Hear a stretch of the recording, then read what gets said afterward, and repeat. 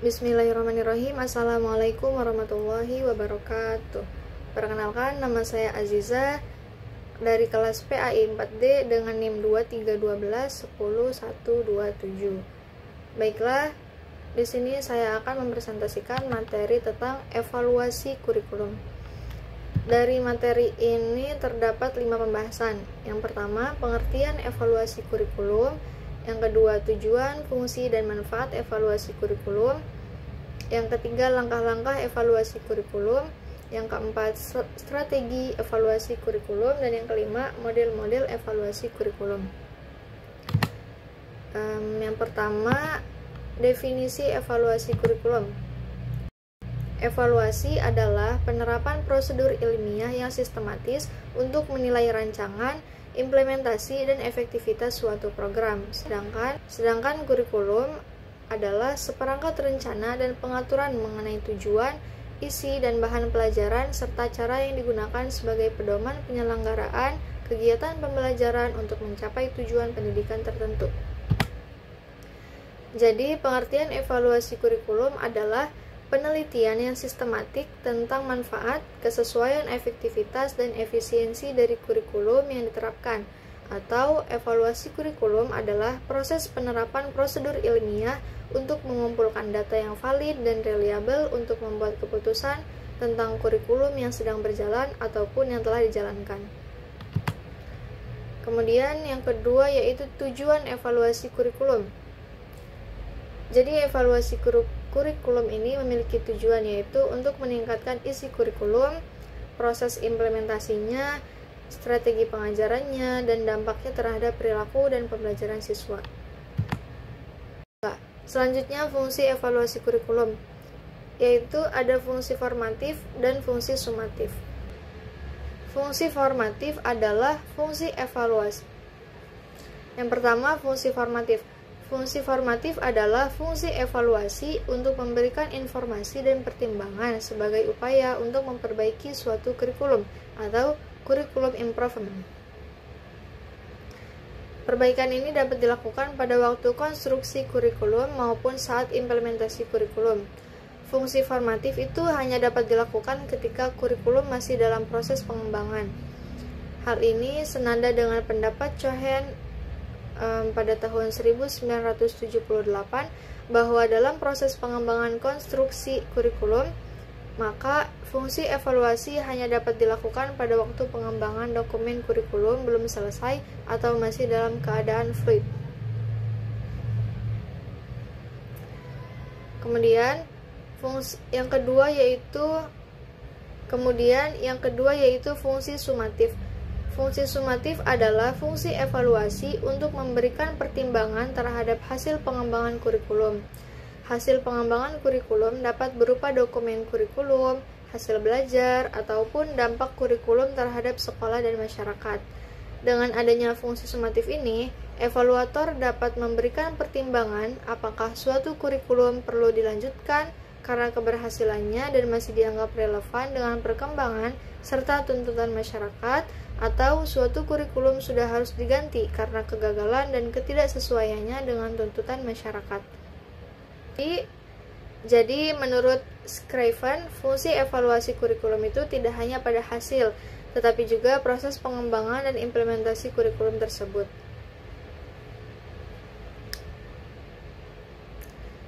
Kemudian selanjutnya yaitu manfaat evaluasi kurikulum.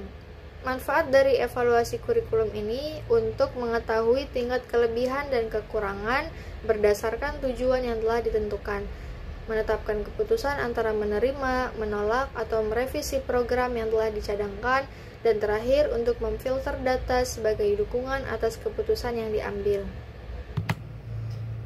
Baiklah, selanjutnya yaitu langkah-langkah evaluasi kurikulum. Nah, di sini ada 6 langkah dari evaluasi kurikulum. Yang pertama yaitu menentukan tujuan evaluasi, yang kedua menentukan desain evaluasi, yang ketiga mengembangkan instrumen evaluasi, yang keempat mengumpulkan data, yang kelima menganalisis dan menginterpretasi data, dan yang keenam melakukan tindak lanjut. Ya, yang pertama menentukan tujuan evaluasi. Tujuan evaluasi proses pembelajaran dapat dirumuskan dalam bentuk pernyataan atau pertanyaan, seperti apakah strategi pembelajaran yang dipilih dan dipergunakan oleh dosen itu efektif, apakah media pembelajaran yang digunakan oleh dosen efektif, kemudian apakah cara mengajar dosen itu menarik. Selanjutnya, strategi evaluasi kurikulum. Di sini ada 4 strategi evaluasi kurikulum. Yang pertama, ada penilaian komprehensif, kemudian penggunaan multiple method, analisis data, dan pengembangan bahan ajar yang sesuai dengan prinsip-prinsip pembelajaran. Yang pertama, penilaian komprehensif. Evaluasi komprehensif mencakup penilaian aspek pengetahuan, sikap, dan keterampilan yang dihasilkan oleh kurikulum. Evaluasi komprehensif dapat dilakukan melalui penilaian terhadap materi pembelajaran, metode pengajaran, serta hasil belajar siswa. Penilaian komprehensif dalam strategi evaluasi kurikulum berarti bahwa penilaian harus mencakup berbagai aspek yang berkaitan dengan pembelajaran. Hal ini tidak hanya memfokuskan pada pengetahuan fakta saja, tetapi juga pada sikap pada sikap dan keterampilan yang diharapkan dapat dihasilkan oleh kurikulum kepada siswa. Yang kedua yaitu penggunaan multiple method.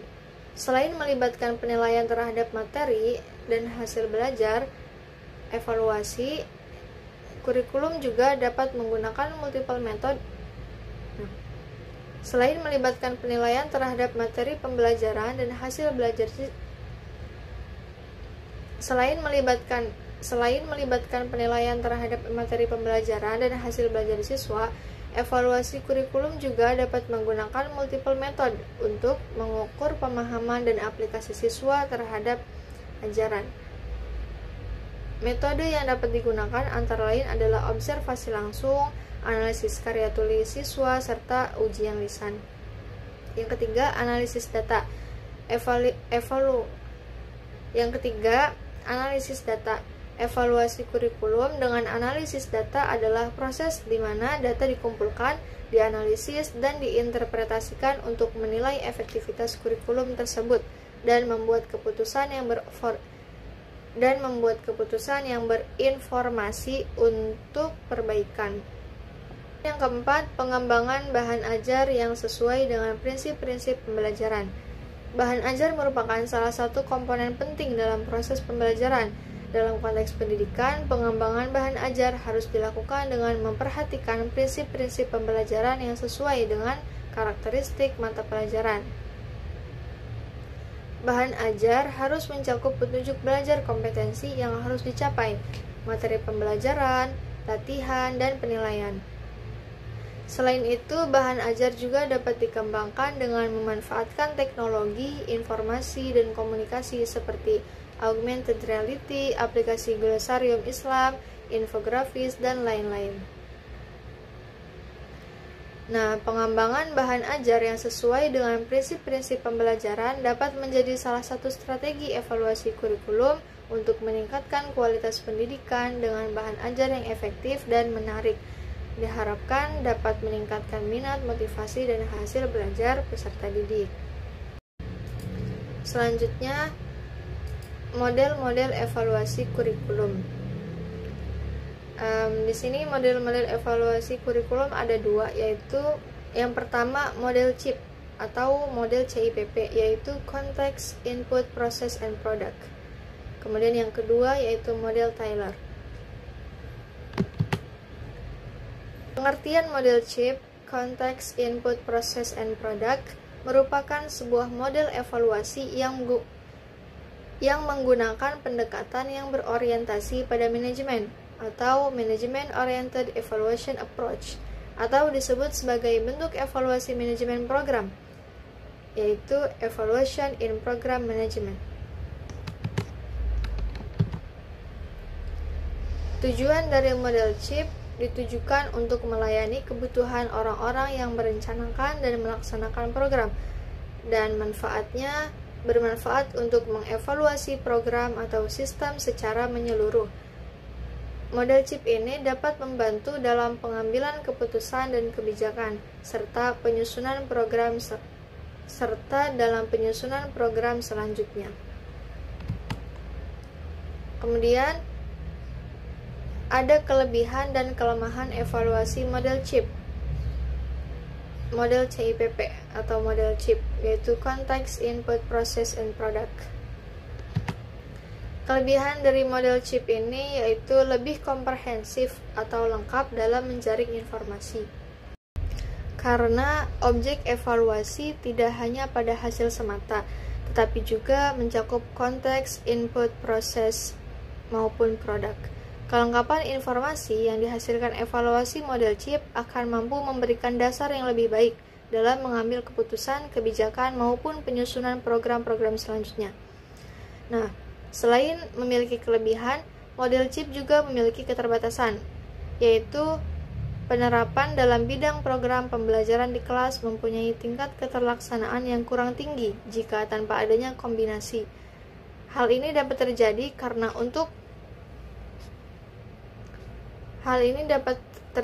karena untuk mengukur konteks, masukan, maupun hasil dalam arti yang luas akan melibatkan banyak pihak yang membutuhkan waktu dan biaya yang lebih. Nah, dapat disimpulkan bahwa model evaluasi CIP, model evaluasi CIPP atau CIP terdapat kelebihan dan kekurangan. Kelebihan dari evaluasi model CIP yaitu lebih kompleks dalam mengevaluasi suatu program. Namun, dalam evaluasi ini membutuhkan biaya dan waktu yang lebih. Kemudian, pengertian model Taylor. Model Taylor adalah pendekatan evaluasi kurikulum yang berorientasi pada tujuan. Model ini dikembangkan oleh Ralph W. Taylor yang dianggap sebagai bapak evaluasi pendidikan. Jadi dapat disimpulkan, evaluasi kurikulum adalah proses penerapan prosedur ilmiah untuk mengumpulkan data yang valid dan reliabel dalam membuat keputusan tentang suatu kurikulum yang sedang berjalan atau telah dijalankan. Evaluasi kurikulum juga sebagai usaha sistematis mengumpulkan informasi mengenai suatu kurikulum untuk digunakan sebagai pertimbangan mengenai nilai dan arti dari kurikulum dalam suatu konteks tertentu. Evaluasi dan kurikulum merupakan dua disiplin yang memiliki hubungan sebab akibat. Hubungan antara evaluasi dan kurikulum bersifat organis dan prosesnya secara evolusioner. Evaluasi merupakan kegiatan yang luas, kompleks, dan terus-menerus untuk mengetahui proses dan hasil pelaksanaan sistem pendidikan dalam mencapai tujuan yang ditentukan, di mana semuanya tidak terlepas dari adanya berbagai kriteria, mulai dari yang bersifat formal. Evaluasi kurikulum memegang peran penting baik dalam penentuan kebijakan pendidikan pada umumnya maupun dalam pengambilan keputusan dalam kurikulum. Hasil-hasil evaluasi kurikulum dapat digunakan oleh para pemegang kebijakan pendidikan dan para pengembang kurikulum dalam memilih dan menetapkan kebijakan pengembangan sistem pendidikan, dan pengembangan model kurikulum yang digunakan. Hasil evaluasi kurikulum juga dapat digunakan oleh guru-guru, kepala sekolah, dan para pelaksana pendidikan lainnya dalam memahami dan membantu perkembangan siswa, memilih bahan pelajaran, memilih metode dan alat-alat bantu pelajaran, cara penilaian, serta fasilitas pendidikan lainnya. Evaluasi kurikulum dapat mencakup keseluruhan kurikulum atau masing-masing komponen kurikulum seperti tujuan, isi, atau metode pembelajaran yang ada dalam kurikulum tersebut. Secara sederhananya dapat disamakan dengan penelitian karena evaluasi kurikulum menggunakan penelitian yang sistematik, menerapkan prosedur ilmiah dan metode penelitian. Nah, evaluasi bertujuan untuk mengumpulkan, menganalisis, dan menyajikan data untuk bahan penentuan keputusan mengenai kurikulum, apakah akan ada revisi atau diganti, sedangkan penelitian memiliki tujuan yang lebih luas dari evaluasi, yaitu mengumpulkan, menganalisis, dan menyajikan data untuk menguji teori atau membuat teori baru. Demikianlah pentingnya evaluasi kurikulum dalam pendidikan. Maka dalam perjalanan semestinya harus selalu diterapkan evaluasi yang mana untuk mengetahui kelebihan, kekurangan, serta efektivitas dalam pencapaian tujuan yang telah ditetapkan pada dunia pendidikan. Baiklah,